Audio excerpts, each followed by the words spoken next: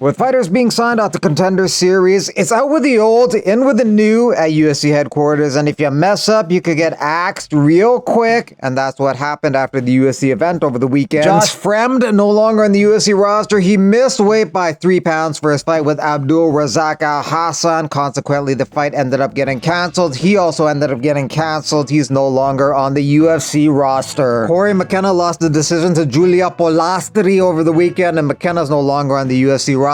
McKenna fought hard, but Polastri is just a tank who just keeps moving forward, walking you down no matter what you throw at her, and just getting into the clinch and just f***ing you up with knees and elbows and whatever appendage she can blast your face and body with. Best of luck to Josh Fremd and Corey McKenna outside of the UFC. Sometimes fighters go to other organizations, they get more money, they get more respect, they get more opportunity, so maybe that will be the case for them.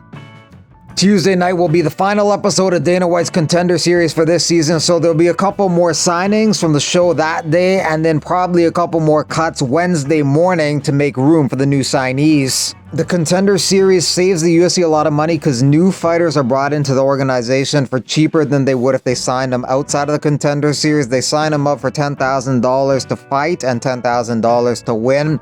They also remove more expensive fighters from the roster as they add the cheaper Contender Series fighters. So the Contender Series has been a very cost-effective, cost-saving piece of content for the UFC. Dana White once again enraged with the panelists who do the UFC rankings. The rankings are important statistics for the UFC, but something that Dana White doesn't seem to have control over him, and that irritates him greatly because he is the guy running the organization and he doesn't have control over that aspect of the business. But it sounds like he's going to make a change soon where that's no longer the case. He's going to have agency over the rankings and rank people the way he wants them to be ranked. Can't see it on here, but the moron strike again. Khalil Rountree fights that badass fight against Pereira, and the morons rank him number 8. Keep him at number 8. Literally this week, I have a meeting to try to fix the rankings and get all these know-nothing, do-nothing motherfuckers out of it. So, hopefully this week I get this fixed. Have a great day, everybody. I mean, I don't even know what Dana would want to do with Khalil Rountree in the rankings. He didn't elaborate where he would put him in the rankings. I mean, Khalil showed a lot of toughness in that fight, but ultimately he lost that fight. You can give him credit for winning 2 rounds in that fight, so maybe he moves up 2 spots over Krylov and Oezdemir. Maybe that's something Dana would want to do, but he didn't elaborate where he'd put Khalil in the rankings. Where would you put Rountree in the rankings after that fight with Pereira? Let me know in the comments.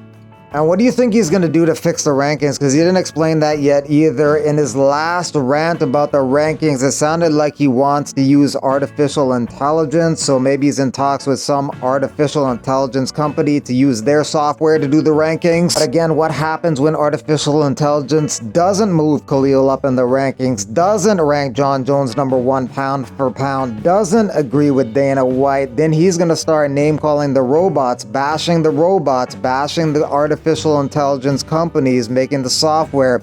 So what do you think the UFC should do about their rankings, if anything, and what do you think they will do about the rankings? Let me know in the comments. Randy Brown was expected to take on Carlos Prates, but Prates ended up getting matched up with Magny. So now Randy Brown battles Bryan Battle December 7th, which is UFC 310. Good fight between 2 top 25 guys in the welterweight division. Battles had an increased focus on finishing fights, and his last 4 victories have been some brutal stoppages, most recently over Kevin Jousset. Randy Brown is also finding his stride, winning 3 in a row. 2 fights back, his hands look really good against Muslim Salikov. He dropped him with a straight right and knocked him out in the first round.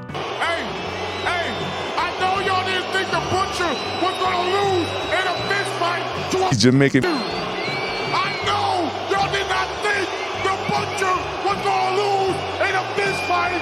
Jamaican. That ain't never gonna happen, baby. With the addition of Randy Brown versus Bryan Battle to UFC 310, now the card has 11 fights. There's some interesting ones. The 2 title fights at the top will be good. Gane versus Volkov will be interesting as well. Also, Luque versus Diaz should be exciting. Evloev versus Sterling will be an interesting battle, and on the undercard, Cody Durden versus Joshua Van should be an entertaining fight in the flyweight division. What are your thoughts on the card? Rated out of 10, let me know in the comments. Amanda Nunes is going to be taking on Mackenzie Dern December 14th in Tampa, Florida. That event may be headlined by Colby versus Ian Gary, but no confirmation on that yet. Amanda Nunes and Mackenzie Dern fought in 2019. Nunes won via decision. Nunes is coming off a loss to Rose Namajunas. Dern's coming off a victory over Lupi Godinez. Dern and Nunes are right beside each other in the rankings, 6 and 7. Dern 6, Nunes 7 in the strawweight division, and this takes place in the strawweight division. Sean O'Malley would like to return in March or April. He wants to fight in Miami. That's where he fought in March of this year against Chito Vera. He won that by unanimous decision. Conor McGregor invites O'Malley to train with him in Ireland. Sean is a fighting legend, UFC champ, incredible superstar. Would love if he could set up fully himself and his longtime coach Tim Wells to do a stint in Ireland, 4-week run at SGB Ireland under John's coaching, and I'm telling you, he would regain his title. He's got a shot at regaining it still for sure, but for himself and his coach to spend a good month to begin with, not a long time, but a solid month under Coach Cav at SGB, and they would have heaps of knowledge back with them onward to regain the gold. I would love to see it.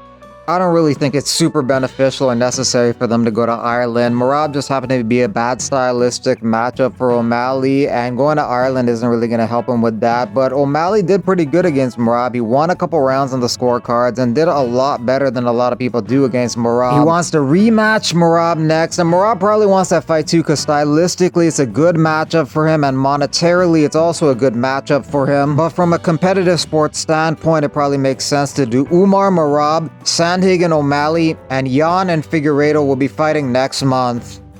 Tom Aspinall says he's officially the backup for UFC 309 on November 16th, Jones versus Miocic, but I don't think either guy's going to take a short notice fight if someone pulls out. Jones does not take short notice fights. He hates doing that, and he's not going to do that against a really tough opponent and really dangerous opponent like Aspinall. And Stipe's waited so long for this Jones fight and the title fight. I don't think he's going to take a fight with Aspinall if something happens to Jones. So if something happens in the main event where someone pulls out, they may just come up with a whole new main event. That's one good thing about the UFC. They're really good at scrambling on the fly and cooking up a new main event out of nowhere. And I don't think anyone would mind too much. Jones versus Stipe might have been a really intriguing fight 6 years back, but now people aren't really like, this is a super fight that needs to happen. It's more like, this fight needs to happen so we can move on with the division. Juliana Peña thinks that Amanda Nunes retired to take steroids and then come back. Peña expects to take on Kayla Harrison next, and then the winner takes on Amanda Nunes. Kayla Harrison is the highest-ranked female fighter in the division who hasn't gotten a title shot yet. She's ranked number 2, just behind Raquel Pennington. Peña may be a good underdog bet in that fight, though. She is probably the more well-rounded fighter, and that could play a factor over 5 rounds. Nonetheless, Harrison is the favorite in that fight. Nathaniel Wood will be competing on November 2nd in Polaris. Polaris 30, he's coming off a victory over Daniel Pineda. Pineda is fighting this week against Darren Elkins. Elkins is a tough-as-nail savage who's coming off a victory over TJ Brown. TJ Brown, since that fight with Elkins, has fought 5 times. He's fought in MMA, kickboxing, boxing, bare-knuckle MMA, so he's done a little bit of everything, and he's won 4 of his last 5 fights.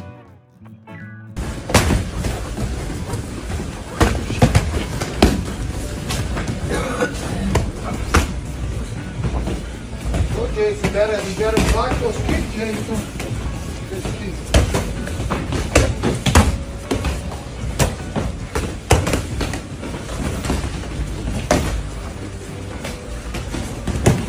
You know, we talked about the fact that your move to AT&T has been so good for you. I'm curious what that move to AT&T did for you overall, because